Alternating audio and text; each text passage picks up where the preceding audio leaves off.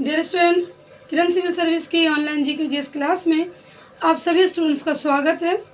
मैं डॉक्टर शगुफ्ता आपके लिए रोज़ एक नए टॉपिक्स पर बहुत ही जो इम्पोर्टेंट है आपके लिए आने वाले एग्ज़ाम्स के लिए उस पर वीडियो लेकर आती रहती हूँ। स्टूडेंट्स, मैंने अपने पिछले वीडियो में आपके साथ डिस्कस किया था महमूद गजनवी के आक्रमण को, और मध्यकाल से ही आज मैं आपके लिए एक दूसरा वीडियो लाई हूँ जिसका शीर्षक है मध्यकाल में निर्मित मकबरे। अब यहाँ मैं मकबरे पर आपको ले जाऊँ, यानी कि मकबरे पर ले नहीं जाऊँ बल्कि मकबरे से संबंधित चर्चा करूँ। उससे पहले बात कर लेती हूँ पिछले वीडियो में पूछे गए प्रश्न पर। मैंने अपने पिछले वीडियो में आपसे एक प्रश्न पूछा था और मेरा प्रश्न था कि भारत में गौतम बुद्ध की सबसे लंबी शयनयान यानी कि लेटे हुए प्रतिमा कहाँ बनाई जा रही है और उसकी लंबाई कितनी है। तो गौतम बुद्ध की सबसे लंबी शयनयान प्रतिमा भारत में बनाई जा रही है बोध गया में, और इस प्रतिमा की लंबाई 100 फीट है। तो ये तो हो गया पिछले प्रश्न का आंसर जो पिछले वीडियो में पूछा। अब यदि आपको आज के प्रश्न का इंतज़ार है तो मैं वो वीडियो के अंत में पूछूंगी, लेकिन उससे पहले चलिए आज के टॉपिक को देखते हैं। जैसा कि मैंने आपको पहले ही बताया कि हमारा आज का टॉपिक है मध्यकाल में निर्मित भारत के मकबरे। प्रश्न यहाँ पे ये होता है कि मकबरा होता क्या है। पहले ये समझने की ज़रूरत है, इस्लाम धर्म में जब किसी व्यक्ति की मृत्यु होती है तो उसके पार्थिव शरीर को जो अंतिम संस्कार की विधि है जिसमें मिट्टी के भीतर दफनाया जाता है, मिट्टी के अंदर, और उस दफनाए हुए जगह को कब्र कहते हैं। जब उस कब्र पर किसी इमारत का निर्माण कर दिया जाता है तो उस इमारत को कब्रगाह कहते हैं, मकबरा कहते हैं। तो ये तो बात हुई कि मकबरा कहते किसे हैं। भारत में सल्तनत काल में कई ऐसे शासक हुए जिनके मकबरे या तो उनके बाद के लोगों द्वारा बनवाए गए या उन्होंने अपने जीवन काल में अपने मकबरे का निर्माण स्वयं करवा लिया। इसी क्रम में अगर हम शुरू करें तो भारत में सबसे पहला मकबरा हम लेते हैं सुल्तानगढ़ी का मकबरा। सुल्तानगढ़ी का मकबरा गुलाम वंश के शासक इल्तुतमिश द्वारा अपने बेटे की याद में बनवाया गया था। यह भारत में मकबरा बनाने की कला का पहला उदाहरण है, क्योंकि इल्तुतमिश द्वारा भारत में बनाया गया मकबरा भारत में निर्मित पहला मकबरा है। तो पहला मकबरा हो गया सुल्तानगढ़ी का मकबरा। प्रश्न हो सकता है सुल्तानगढ़ी का मकबरा किसका मकबरा है, तो इल्तुतमिश के पुत्र का मकबरा है। ये इल्तुतमिश द्वारा बनवाया गया था। भारत में निर्मित पहला मकबरा कौन सा है, तो सुल्तानगढ़ी का मकबरा। अब यदि बात करें दूसरे मकबरे की तो गुलाम वंश के शासक बलबन का मकबरा। बलबन गुलाम वंश का अंतिम शक्तिशाली शासक, क्योंकि इसके बाद कैकुबाद और कीमस दोनों में से कोई भी शक्तिशाली नहीं थे। बलबन ने अपने जीवन काल में अपने मकबरे का निर्माण स्वयं करवा लिया था। तो बलबन का मकबरा जो महत्वपूर्ण है जिस बात के लिए वो ये है कि विशुद्ध इस्लामिक शैली में निर्मित ये पहला मकबरा है जिसे हम बलबन के मकबरा के नाम से जानते हैं। इसके बाद हम तीसरा मकबरा देखते हैं सिकंदर लोदी का मकबरा।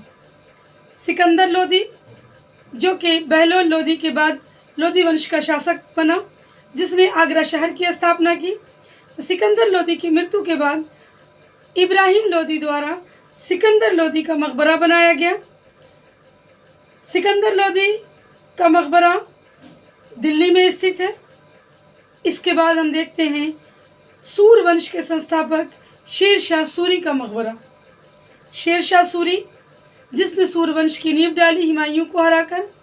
ये बिहार के रोहतास प्रांत के जागीरदार हसन खां का पुत्र था। इसका बचपन का नाम फरीद खां था। शेर शाह सूरी ने अपने जीवन काल में ही अपने मकबरे का निर्माण सासाराम में करवाया था। जब शेर शाह सूरी की मृत्यु हुई तो उसकी मृत्यु तो कलिंजर में हुई थी, लेकिन उसे बाद में लाकर सासाराम में उसके मकबरे में दफनाया गया। दिल्ली में एक पुराना किला है जिसका निर्माण भी शेर शाह सूरी ने करवाया था। ग्रैंड ट्रंक रोड का निर्माण, ऐसे कई निर्माण है जिसके लिए शेर शाह सूरी को रोहतास का किला, दिल्ली में रोहतास का किला, शेर शाह सूरी का किला, शेर शाह सूरी का मकबरा, ग्रैंड ट्रंक रोड, जिन सब के निर्माण के लिए भी जाना जाता है। शेरशाह सूरी के मकबरे की खासियत ये है कि ये पानी के बीच में स्थित है। इसके बाद यदि हम अगले मकबरे की तरफ चलें तो अगला मकबरा हम देखते हैं भारत में बाबर का। बाबर जो कि मुग़ल राजवंश का संस्थापक था भारत में। बाबर की मृत्यु 1530 में हो जाती है, लेकिन बाबर की इच्छा थी कि उसे मृत्यु के उपरांत काबुल, अफ़गानिस्तान काबुल में दफनाया जाए। तो पहले बाबर के पार्थिव शरीर को आगरा में स्थित नूरे अफ़गान बाग, जिसे बाद में आराम बाग का नाम दिया गया, जिसे ज्यामितीय विधि से बलबन ने लगवाया था, वहाँ दफनाया गया और बाद में उसके शरीर को ले जाकर काबुल में दफनाया गया। और जिस जगह दफनाया गया वहाँ बाग-ए बाबर का निर्माण करवाया गया। तो बाबर का मकबरा काबुल अफ़गानिस्तान में है। इसके बाद यदि बात करें तो दूसरे मुग़ल वंश के शासक हुमायूं, जिनका की मृत्यु 1556 ईस्वी में हुई और इनके मकबरे का निर्माण इनकी पत्नी और अकबर की माँ हाजी बेगम द्वारा करवाया गया। हाजी बेगम का वास्तविक नाम हमीदा बानो बेगम था। हुमायूं का मकबरा नई दिल्ली में स्थित है। और हुमायूं के मकबरा के बाद यदि हम बात करें तो अगला मकबरा है अकबर का मकबरा। अकबर जो कि हुमायूं का पुत्र था, बाबर का पोता था। अकबर ने फतेहपुर सिकरी नामक नगर बसाया। अकबर की मृत्यु के बाद अकबर का मकबरा बनाया गया सिकंदरा में।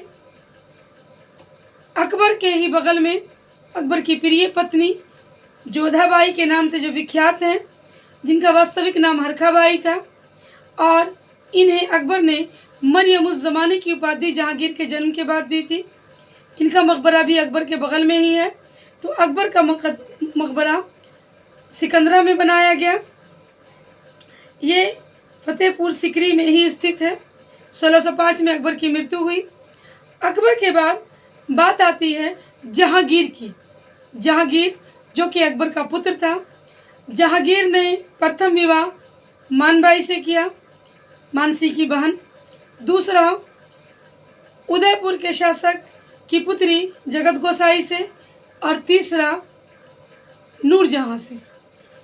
अकबर की मृत्यु के बाद अकबर नूरजहाँ से विवाह किया था जहांगीर ने, अकबर के जीवन काल में नहीं किया था। जहांगीर की मृत्यु के बाद उसके मकबरे का निर्माण नूरजहाँ ने लाहौर में कराया। एकमात्र मुग़ल शासक जिसका मकबरा लाहौर में है। तो जहांगीर का मकबरा लाहौर में है। जहांगीर की मृत्यु 1627 ईस्वी में हुई। इसके बाद एक और महत्वपूर्ण मकबरा है इत्माउद्दौला का मकबरा। इत्माउद्दौला जो कि नूरजहाँ के पिता थे, उन्हें इत्माउद्दौला की उपाधि दी गई थी। इनका वास्तविक नाम, जो नूरजहाँ के पिता थे, उनका नाम था मिर्ज़ा ग़ियास बेग। इनकी मृत्यु के बाद इनका मकबरा भी नूरजहाँ के द्वारा आगरा में बनवाया गया। इसके बाद हम देखते हैं शाहजहाँ का मकबरा। ये तो विश्वविख्यात है, क्योंकि शाहजहाँ ने अपनी प्रिय पत्नी मुमताज़ महल, जिनका वास्तविक नाम अर्जमंद बानो बेगम था, उनकी मृत्यु के बाद ताजमहल का निर्माण करवाया। और अपनी पत्नी के मकबरा के बगल में ही इनका मकबरा ताजमहल के भीतर है। शाहजहाँ, जिनके शासनकाल के बाद इनके पुत्र औरंगज़ेब ने इन्हें कारावास की सज़ा दी थी, और इन्होंने अपने जीवन का 8 वर्ष अपदस्थ होकर कैद में गुजारा, और मृत्यु के बाद ताजमहल में ही इन्हें दफनाया गया। शाहजहाँ के बाद हम देखते हैं औरंगज़ेब का मकबरा। औरंगज़ेब जो कि शाहजहाँ के पुत्र थे, इनकी मृत्यु 1707 में होती है। और औरंगज़ेब को उनके नीतियों की वजह कर लोग क्रूरता के लिए भी जानते हैं। औरंगज़ेब का मकबरा महाराष्ट्र के औरंगाबाद के निकट दौलताबाद में है। औरंगज़ेब के मकबरे का निर्माण औरंगज़ेब के पुत्र शाह मुअज़्ज़म द्वारा करवाया गया था। इसके बाद हम देखते हैं बीबी का मकबरा। बीबी जो कि औरंगज़ेब की पत्नी थी और फ़ारस की राजकुमारी थी, फ़ारस के शासक की बेटी थी। औरंगज़ेब ने उनकी मृत्यु के बाद इनके मकबरे का निर्माण महाराष्ट्र के औरंगाबाद में कराया। इनके मकबरे का डिज़ाइन हूबहू ताजमहल जैसा है, लेकिन उतना विशाल और भव्य नहीं। इसे एक दूसरा ताजमहल भी कहा जाता है। इसे निर्माण औरंगज़ेब के द्वारा हुआ और यह बीबी के मकबरा के नाम से विख्यात है। इसके बाद अगला मकबरा हम लोग देखते हैं बहादुर शाह ज़फ़र का। बहादुर शाह ज़फ़र जो अंतिम मुग़ल बादशाह थे, सिंहासन पर बैठने वाले, 1857 के विद्रोह में ये दिल्ली के नेतृत्व करता थे और इन्हें इस विद्रोह के लिए अंग्रेज़ों ने जब ये हुमायूं के मकबरा में छुपे हुए थे तो कैद कर लिया और कैद करने के बाद रंगून भेज दिया और रंगून के ही जेल में इनकी मृत्यु हुई और इसी जेल में इन्हें दफनाया गया। बहादुर शाह द्वितीय का उपनाम ज़फ़र था। ये ज़फ़र के नाम से लिखा करते थे। तो अंतिम मुग़ल बादशाह जिन्हें 1857 में बंदी बनाया गया और इनकी मृत्यु 1862 में रंगून के जेल में हुई। इसके बाद हम कुछ अन्य प्रमुख मकबरा को देखते हैं, जैसे नूरजहाँ का मकबरा। नूरजहाँ का मकबरा भी लाहौर में है। नूरजहाँ का मकबरा भी उसी जगह है जहाँ शाहजहाँ का मकबरा है, लाहौर के शाहदरा में। इसके बाद आसफ़ खां का मकबरा। आसफ़ खां जो कि नूरजहाँ के भाई थे, इनका मकबरा भी लाहौर में है। यानी कि जहांगीर, नूरजहाँ और आसफ़ खां तीनों के मकबरे लाहौर में हैं। इसके बाद हम देखते हैं गुरु गोबिंद सिंह का समाधि स्थल। हिंदू धर्म में जिस तरह अंतिम संस्कार के बाद समाधि होती है, उसी तरह हर धर्म का एक अलग मान्यता है। तो गुरु गोबिंद सिंह को जिस जगह समाधि दी गई वो जगह नांदेड़ है और यहाँ गुरु गोबिंद सिंह का समाधि स्थल है। ये भी एक तरह से मकबरा के रूप में ही देखा जाता है। उसके बाद देखते हैं मुमताज़ महल का मकबरा, जो कि मैंने पहले बताया शाहजहाँ की प्रिय पत्नी। इनका मकबरा जो आज ताजमहल प्रेम के प्रतीक के रूप में देखा जाता है। इनकी मृत्यु यूपी के बुरहानपुर में हुई थी। प्रारंभ में इन्हें बुरहानपुर में दफनाया गया और बाद में ताजमहल के निर्माण के बाद इन्हें वहाँ से लाकर ताजमहल में रखा गया। तो मुमताज़ महल के मकबरे का निर्माण ताजमहल के रूप में शाहजहाँ ने करवाया और इन्हें यहाँ लाकर दफन किया गया। ये मुमताज़ महल की अंतिम इच्छा थी कि उनकी मृत्यु के बाद उनके लिए एक ऐसा प्रतीक बनाया जाए तो दुनिया उनके प्रेम के निशानी के रूप में याद रखे। मुमताज़ महल की एक बहन हुआ करती थी, बड़ी बहन, जिनका मकबरा पटना में गंगा के किनारे स्थित है। उनके पति शाहजहाँ के काल में पटना के जागीरदार हुआ करते थे। इसके बाद हम देखते हैं बैजू बावरा का मकबरा। बैजू बावरा जो कि अकबर के दरबार में थे, इनका मकबरा चंदेरी में है। उसके बाद देखते हैं हम तानसेन का मकबरा। तानसेन और महेश दास यानी कि बीरबल, इन दोनों का मकबरा ग्वालियर में है। तो ये कुछ प्रमुख मकबरा हैं जिन्हें मध्यकाल में हमें ध्यान में रखना है कि किसका मकबरा कहाँ है और किसके द्वारा निर्माण किया गया। अब बारी है आज के प्रश्न की।